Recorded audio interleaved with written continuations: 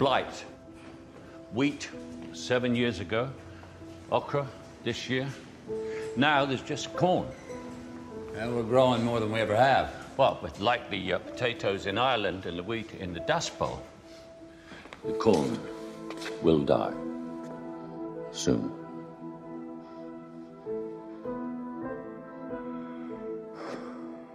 We'll find a way, Professor, we always have.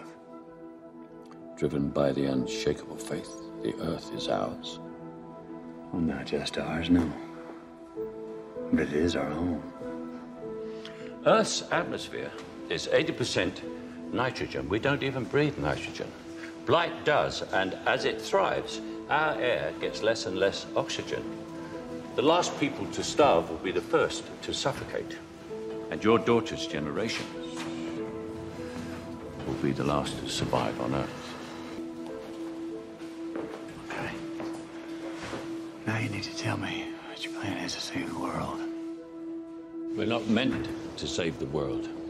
We're meant to leave it.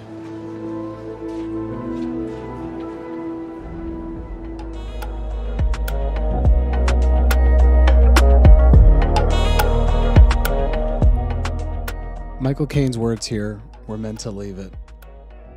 Well, I think they leave you thinking a lot of things. I remember when I saw this movie, I fell in love with it. Everything about it. And then hearing that Neil deGrasse Tyson, one of the most world-renowned astrophysicists, basically said, yeah, they did a really good job with everything that has to do with science in that movie. All the time slippage from being too close to a black hole, that's exactly how it would kind of play out. Where an hour on one planet would be 21 years, if not more, in another area of the galaxy. All due to the theory of relativity that Einstein gave us. Anyways, that movie's amazing. If you haven't seen it yet, go see it. It came out in 2014, but it's still super relevant.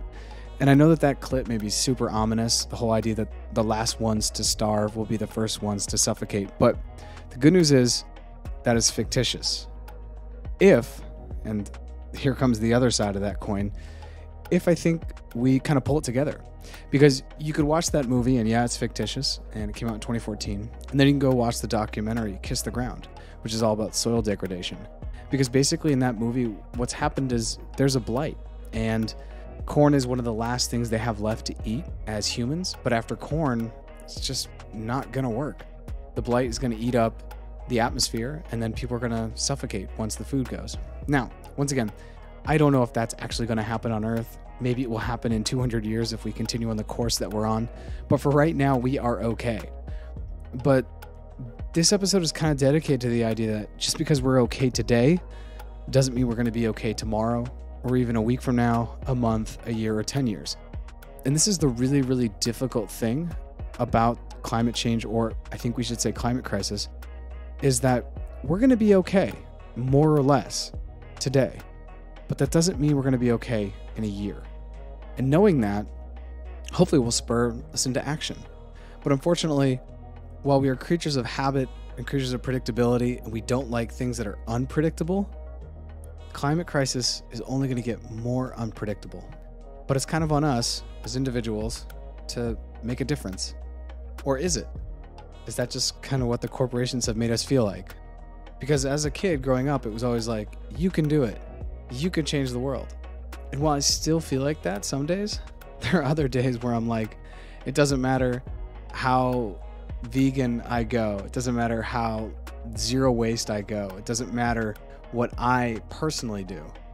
When there are companies like Coca-Cola that are still putting so much plastic and trash out into the world every single day, and then putting it on us as the consumer to deal with it. Or there are still huge oil corporations and oil conglomerates that kind of go outside of our nation state system, where they don't pay taxes, but then they pollute and they cause problems for all of us. And they also add more greenhouse gases into the atmosphere. And the same can be said with the meat industry. We know that if you look at overall food production, it accounts for about 37% of greenhouse gases currently in our atmosphere. So what do we do? Sometimes I feel like you can't do anything. If you make a move here, you're doing something wrong. If you make a move here, you're doing something wrong. Anyways, today you're going to get my candid thoughts, and I'm going to sprinkle in some sound clips along the way that I find salient, and I think that they're a sign of the times. So, getting away from the intro clip from Interstellar, let's talk about the climate crisis. I'm Jarrett Carpenter, and this is Wi-Fi and Water.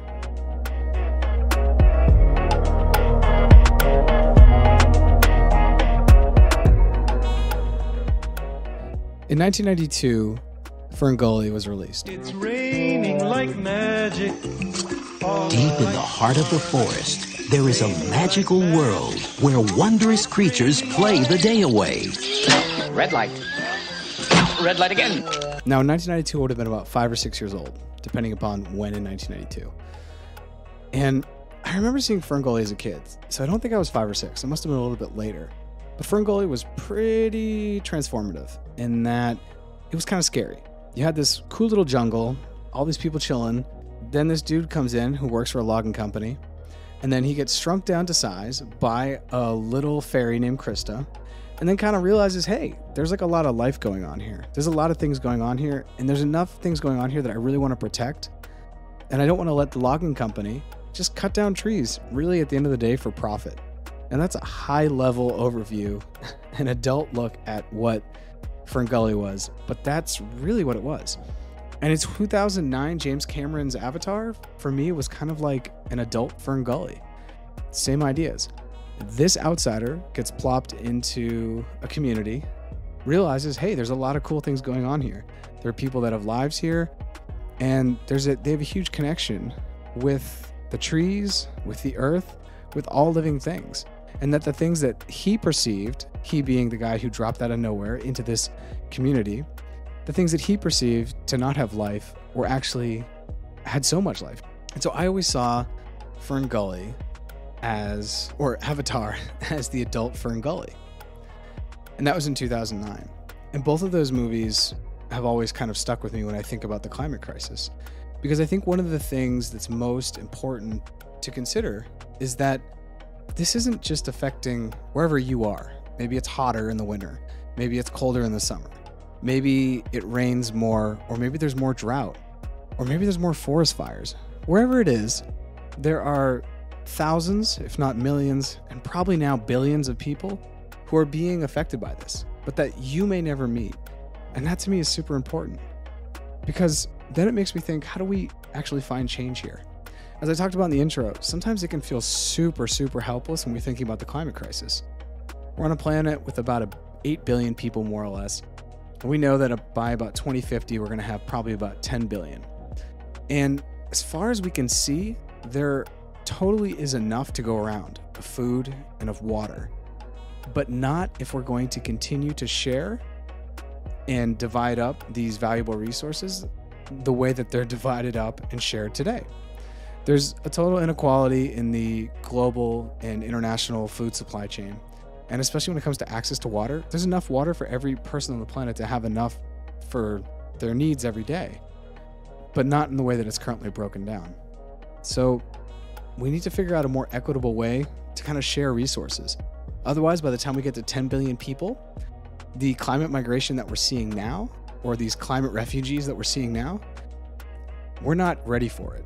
If we're not ready for about 1 million people from Central America or Mexico on the US border, then there are borders all around the world that are just going to continue to be pressured by incoming migrants that are honestly just doing what anyone would do, most likely for their children or for themselves. Because at the end of the day, we're just all trying to survive on one level or another. And it's at times like this where I wonder, what do the politicians say? And this is what the politicians say. Now, we all know climate change is going to get worse and worse and worse. I tell my constituents, last year with COVID was awful. But in a few years, because of climate change, each year will be worse than COVID, and each year will be worse than the next if we don't do anything about it. The effect of climate change is just going to be horrible. But don't despair, America. Don't despair, world. Our Build Back Better tackles climate in a bold, ambitious way by making targeted investments in American industries, infrastructure, agriculture to create millions of jobs with good wages while restoring our manufacturing competitiveness.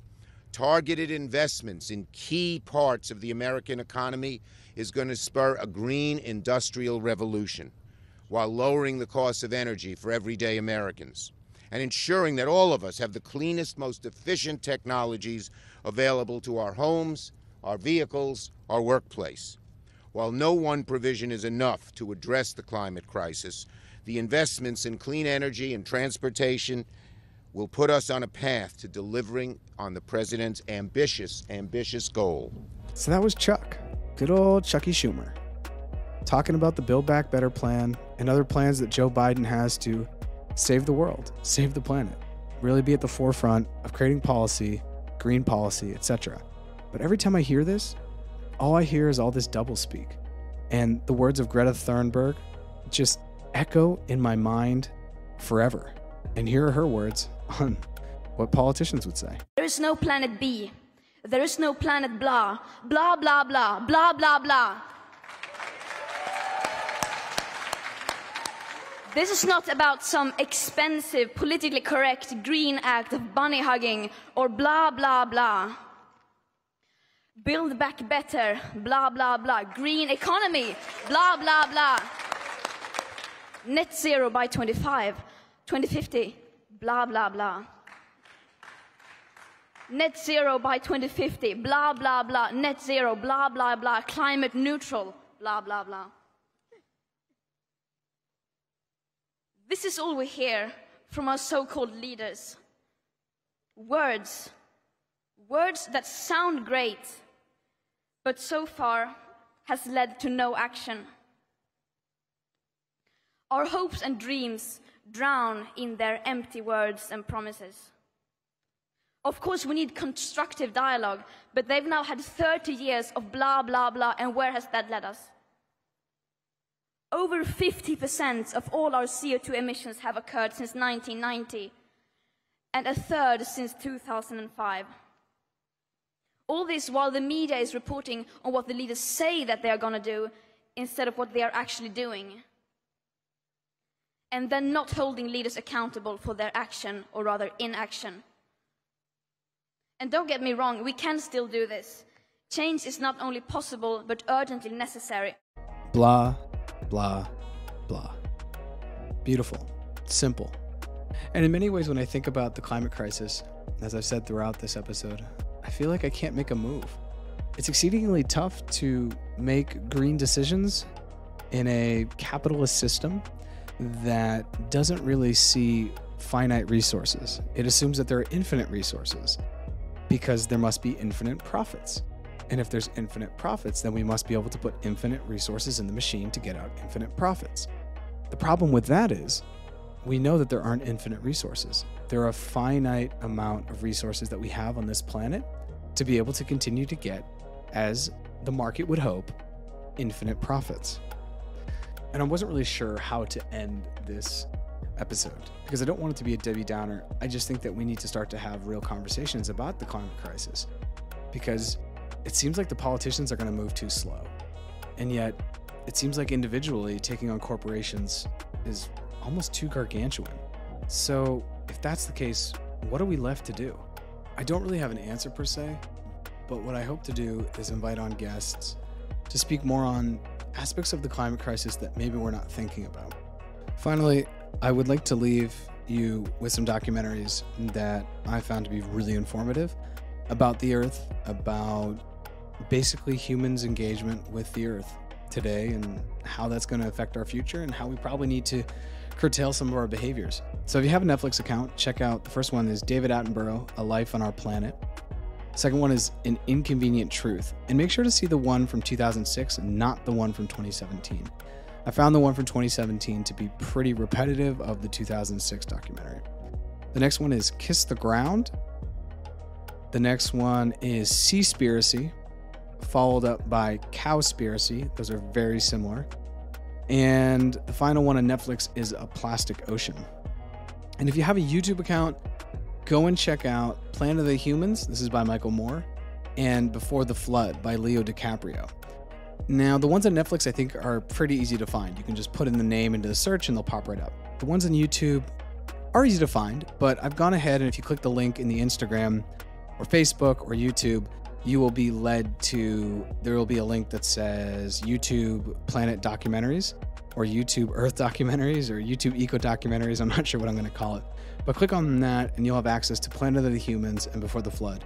2 documentaries that I think are just phenomenal at really building some perspective and allowing us to start to think about how, like I said, as individuals and as a society, we are going to collectively act to better the planet's future. Thanks again for listening to this episode, and be sure to follow us on YouTube, TikTok, Facebook, and Instagram at Wi-Fi and Water Podcast. And if you have an idea for a future episode, or you have someone that you know that would add tremendous value to the conversation that we're trying to have here about the climate crisis and really what we can do constructively and actively, please reach out. You can reach out on any one of those social media accounts I just mentioned. And no matter where you're listening to this, whether it's Spotify, Apple Podcasts, Google Podcasts, go ahead, like, subscribe, leave a review if you can. And I'll see everyone next time. Thanks so much.